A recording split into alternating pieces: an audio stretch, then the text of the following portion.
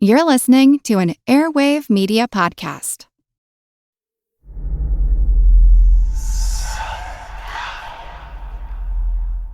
Hey y'all, spooky season is here. And if you're looking for a show to whet your appetite for a little haunted history, then I'd like to invite you to check out Southern Gothic, a chart-topping history podcast that explores some of the most infamous legends, folklore, ghost stories, and hauntings of the American South. We've covered all sorts of stuff from the Bell Witch of Tennessee to the disappearance of the Confederate submarine, the H.L. Hunley, not to mention our deep dives into the local lore of some of America's oldest and most haunted cities, like New Orleans, Charleston, and St. Augustine. So, if you're ready for a little good old-fashioned Halloween storytelling with a commitment to quality historical research, then be sure to check out Southern Gothic today. It's available now on all your favorite podcast apps.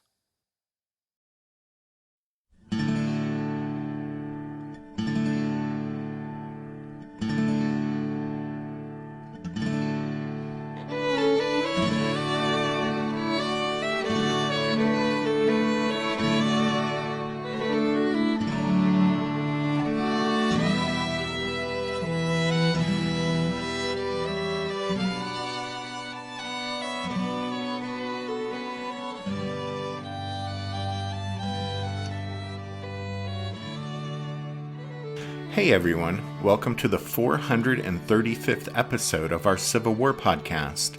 My name is Rich. And I'm Tracy. Hello y'all. Thanks for tuning in to the podcast. As y'all will recall, we used the last show to look at the Confederate retreat from Chattanooga and the successful defensive stand by the rebel rear guard, commanded by Patrick Cleburne at Ringgold Gap on November 27, 1863. Cleburne's trouncing of Hooker's Federals at Ringgold Gap marked the end of the Chattanooga campaign. At Tunnel Hill at the northern end of Missionary Ridge and at Ringgold Gap on the retreat, the Irish-born rebel general's performance and that of his division had been the only bright spot for the Army of Tennessee. In Wiley Sword's book, Mountains Touched with Fire, he says that Chattanooga was, quote, a crucial and remarkable turning point in the war, a milestone on the path of doom for the Confederacy. Throughout the South, people had expected that Braxton Bragg would capitalize on his victory at Chickamauga by reoccupying Chattanooga, but now that hope had been dashed. In Richmond, War Department clerk John B. Jones confided to his diary that Bragg's defeat and the loss of the great strategic prize of Chattanooga represented a, quote, incalculable disaster. Chattanooga was the mountain gateway to northwest Georgia. The Confederate defeat at Chattanooga meant the loss of Tennessee and threatened the loss of Atlanta.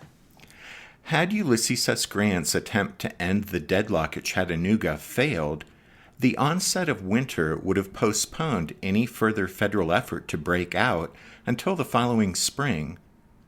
Instead, the city became a giant storehouse for the Yankees, where supplies stockpiled during the winter months made possible Sherman's spring 1864 offensive against the interior of Georgia. The victory at Chattanooga also cemented Ulysses S. Grant's status as the premier federal field commander. In both the Vicksburg campaign and the battles at Chattanooga, Grant had shown not only tenacity and strength of will, but also a keen ability to analyze the situation and determine what would be necessary in order to achieve victory. Grant's success would lead to his elevation in the spring of 1864 to General-in-Chief of all the federal armies and his promotion to Lieutenant General. But on the Confederate side, in the aftermath of his defeat at Chattanooga, it was obvious Braxton Bragg had to go. It was clear Bragg had lost whatever shred of support within the Army he may have still enjoyed after Chickamauga. Now, as his generals grumbled, Bragg started to lash out at them. Everyone was a potential scapegoat for the disaster that had befallen the Army at Chattanooga. While complaining directly to Jefferson Davis about his lieutenants, Bragg, on November 29th, wrote to Samuel Cooper, the Adjutant General of the Confederate Armies, and offered his resignation, saying, "I deem it due to the cause and to myself to ask for relief from command and an investigation into the causes of defeat." Well, Bragg no doubt expected his offer to resign wouldn't be accepted, and that he'd once again be sustained in command. But 2 days later, Cooper replied and said that Jefferson Davis had accepted Bragg's offer. To fill Bragg's place, at least for the time being, Davis chose William Hardee, who, after Bragg's departure, would be the senior general present with the Army. However, Hardee didn't want the job. The 48-year-old widower was looking forward to his upcoming wedding in Mobile, Alabama, that winter and was more interested in being able to spend time with his new wife than commanding the troubled Army of Tennessee.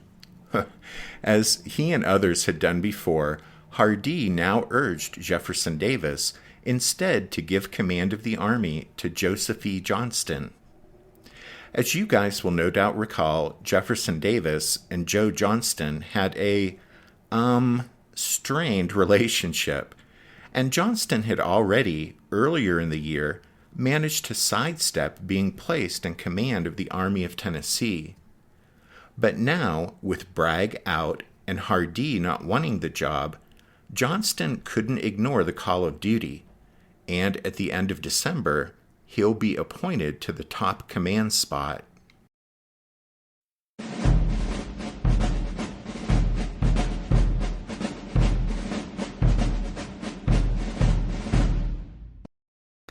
We got a bit ahead of ourselves there, talking about Ulysses S. Grant's future as General-in-Chief and Joe Johnston's appointment to command the Army of Tennessee. But if we dial it back to the immediate aftermath of the federal victory at Chattanooga, we'd find that Grant couldn't afford to pursue Bragg as he would have liked.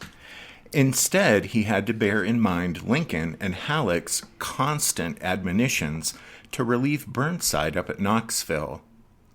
Cleburne's successful defensive stand at Ringgold Gap led Grant to realize that further pursuit of the defeated Confederates wouldn't yield positive results unless he continued to hound them far longer than he dared. So he called off the operation and turned his attention to getting a relief column on its way to Knoxville.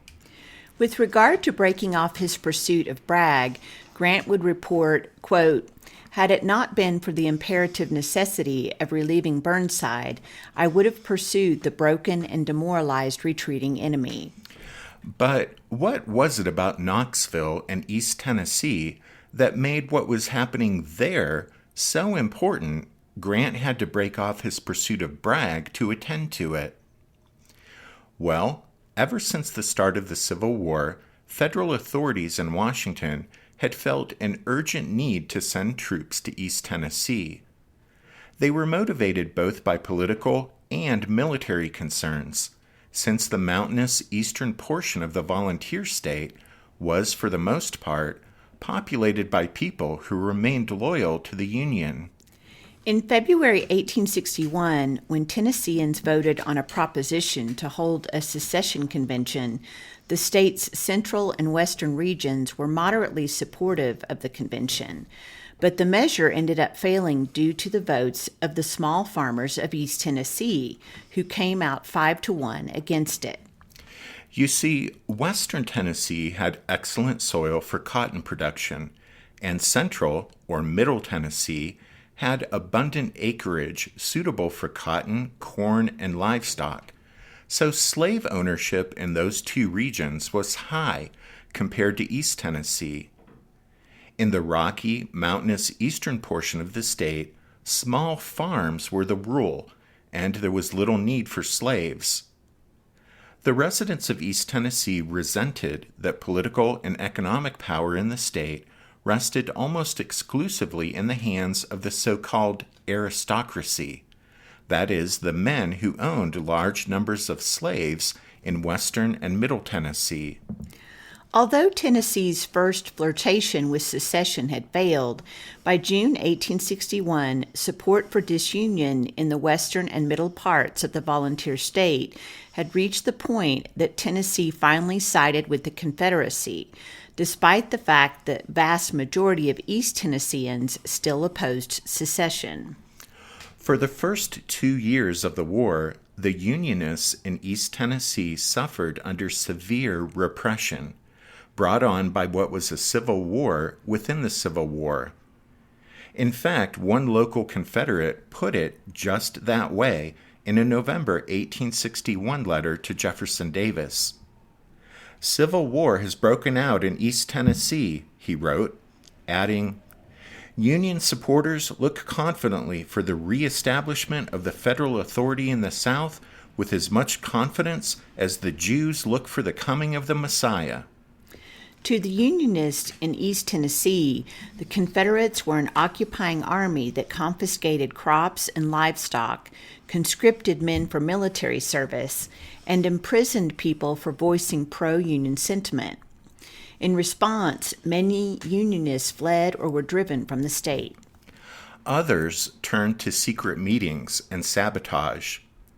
They collected arms to support an anticipated major federal thrust into the region, burned railroad bridges, and otherwise actively worked to make things difficult for the Confederate authorities in the region, all of which only led to further repression. Stories of jailings and hangings in the region were widely reported across the North, and in the eyes of the Lincoln administration, the mountain loyalists of East Tennessee became martyrs to the Union cause. As a result, for the first 2 years of the Civil War, Abraham Lincoln made the liberation of East Tennessee a major military and political objective.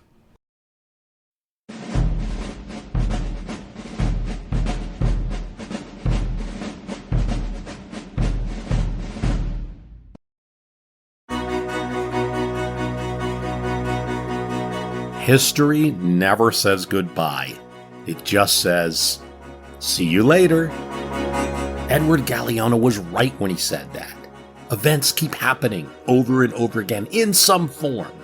And that's the reason I produced the podcast, My History Can Beat Up Your Politics.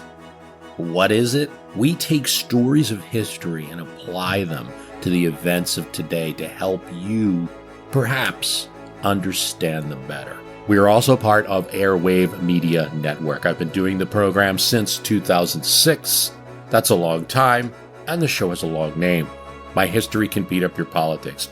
Find me wherever you get podcasts.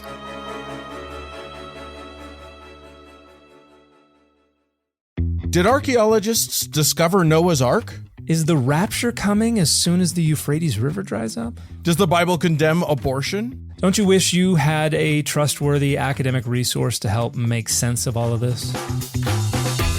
Well, I'm Dan Beecher, and he's award-winning Bible scholar and TikTok sensation Dr. Dan McClellan, and we want to invite you to the Data Over Dogma podcast, where our mission is to increase public access to the academic study of the Bible and religion, and also to combat the spread of misinformation about the same. But, in a fun way.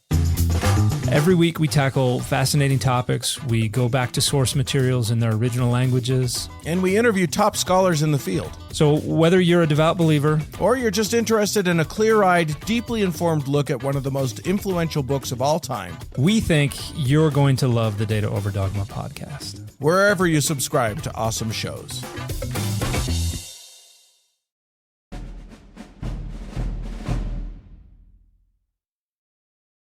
As y'all will no doubt recall, after the crushing federal defeat at the Battle of Fredericksburg in December 1862, and after the fiasco of the Mud March the following month, Abraham Lincoln relieved Ambrose Burnside from command of the Army of the Potomac.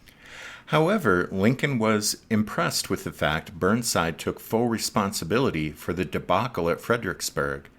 And so, rather than sending Burnside home to sit on his hands, Lincoln appointed him to head the Department of the Ohio, which encompassed the states of Michigan, Ohio, Indiana, Illinois, and most of Kentucky.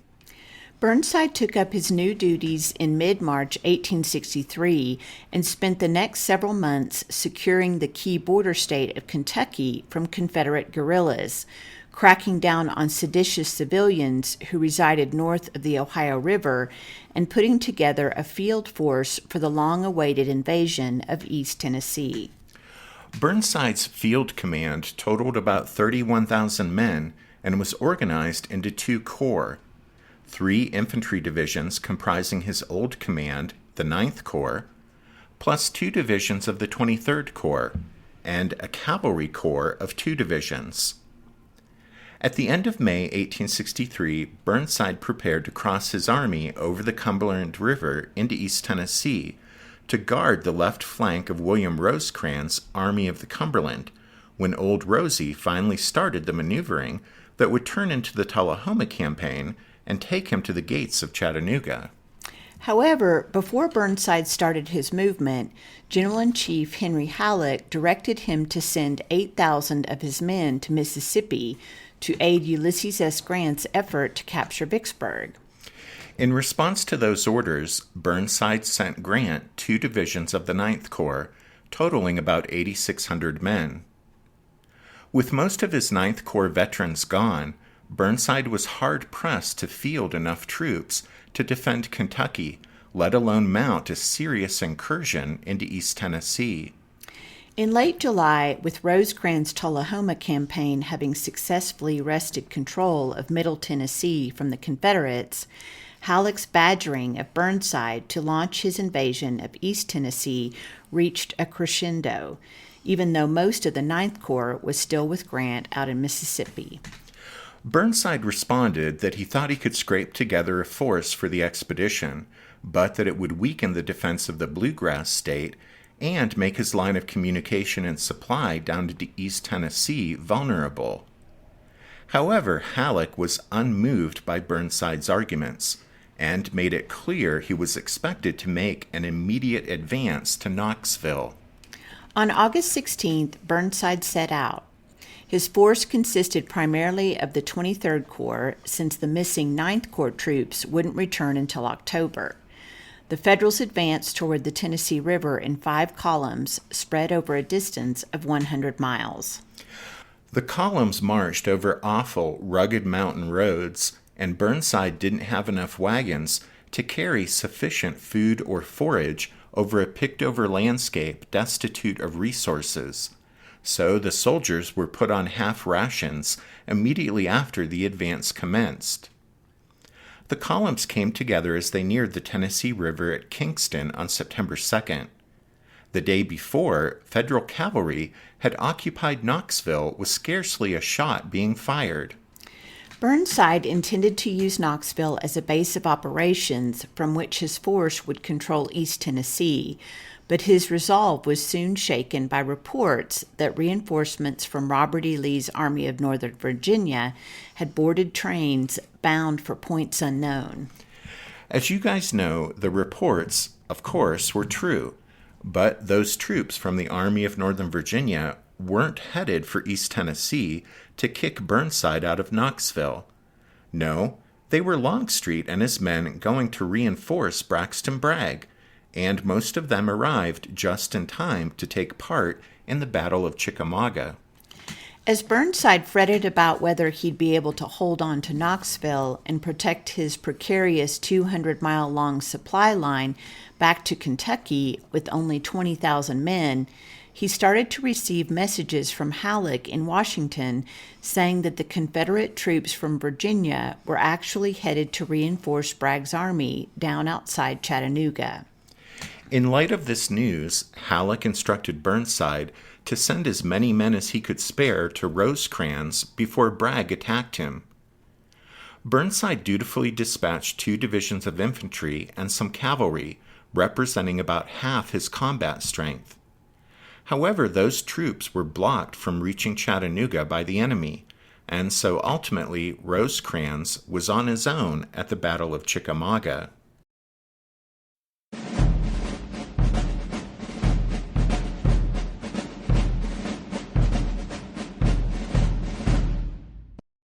We've previously touched upon what was going on over on the Confederate side regarding Burnside's occupation of Knoxville, but just to recap.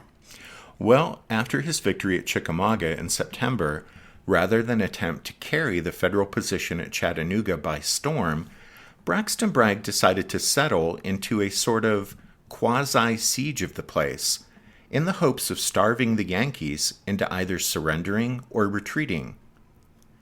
Bragg, of course, didn't want Burnside to come down to the relief of Chattanooga, so on October 17th, he dispatched additional troops, a division, to help keep Burnside from sending any help to the Federals who were bottled up at Chattanooga. A week later, Bragg added another division, along with Joseph Wheeler's cavalry corps. So, by the end of October, Bragg had a substantial force assigned to the task of preventing Burnside from sending aid to the Yankees holding Chattanooga. That force wasn't strong enough to actually retake Knoxville, but then Bragg saw an opportunity to kill two birds with one stone, so to speak, by ridding himself of James Longstreet and, hopefully, ejecting Burnside from Knoxville. We've already talked quite a bit about how, in the immediate aftermath of the Battle of Chickamauga, Longstreet quickly soured on Bragg when Longstreet gave Bragg his thoughts about what should be done to follow up that victory, and Bragg didn't take Old Pete's advice. Longstreet then threw in his lot with the anti-Bragg clique of officers in the Army of Tennessee. After Jefferson Davis's visit to the Army, when the Confederate president sustained Bragg in command, Bragg was able to settle accounts with quite a few of those malcontents. But getting rid of Longstreet wasn't so easy, given Old Pete's political connections and his excellent reputation as one of Robert E. Lee's top lieutenants. And so, there in the Confederate lines outside Chattanooga, Bragg and Longstreet settled into an unhappy standoff, with Longstreet having failed to get rid of Bragg, and Bragg unable to get rid of Longstreet. Both generals did their best to simply ignore one another. But after the Federals successfully opened their cracker line, due in no small part to Longstreet's failure to guard Lookout Valley and his mishandling of what turned into the Battle of Wauhatchie, Braxton Bragg had had enough. Longstreet had to go. At the end of October, Jefferson Davis suggested Bragg could perhaps order Longstreet to capture Knoxville. The loss of Old Pete and his two divisions would mean a not insignificant reduction in Bragg's total manpower at Chattanooga, but to partly make up for that loss, Davis said that he'd have William Hardee bring 2 brigades with him from Mississippi when Hardee returned to the Army. Well, Hardee was returning to the Army to replace Leonidas Polk, since the Bishop General had been one of Bragg's fiercest critics, and Bragg had sacked him for failure to follow orders at the Battle of Chickamauga. At any rate, ridding himself of Longstreet would be a great relief to Braxton Bragg, but at the same time, he was very aware that Ulysses S. Grant was almost certainly very nearly ready to launch the expected major Federal attack by which Grant hoped to break the deadlock at Chattanooga. However, one way to derail Grant's plans would be to strike Burnside at Knoxville and regain East Tennessee for the Confederacy. So here was Bragg's opportunity to kill 2 birds with one stone. He could be rid of Longstreet by sending Old Pete off to strike Burnside, and when Longstreet hopefully scored a major victory and took Knoxville, it would throw a wrench in Grant's plans at Chattanooga. And so, as we said previously on the podcast, on November 4th, Bragg issued the orders sending Longstreet and his 2 divisions off to attack Burnside. And that's where we'll leave things for now. We really just wanted to use this show to set the stage for what we'll be talking about in the next couple of episodes, which is what happened there in East Tennessee when Longstreet set out to eject Ambrose Burnside from Knoxville.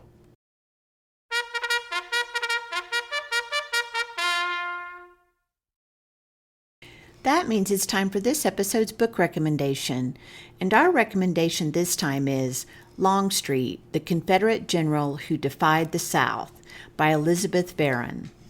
This new book is actually still a couple of weeks away from being released. But a few months ago, we received an advance copy from Simon & Schuster, and we thought this episode would be a good time to recommend it. So you can pre-order it now, or just wait a couple of weeks until it's out and give yourself an early Christmas present. Don't forget you can find a list of all of our book recommendations if you head over to the podcast website, which is www.civilwarpodcast.org. We wanted to remind you that the members of the Strawfoot Brigade over on Patreon will continue to get the new episodes of the podcast ad-free. So, besides the members' episodes each month, that's one benefit of signing up to support the podcast in that way, just like Craig, Denzel M., Stephen K., and David R. did this past week. Thanks, guys. And thanks to all of you for listening to this episode of the podcast. Tracy and I do hope that you'll join us again next time, but until then, take care. Thanks, everyone. Bye.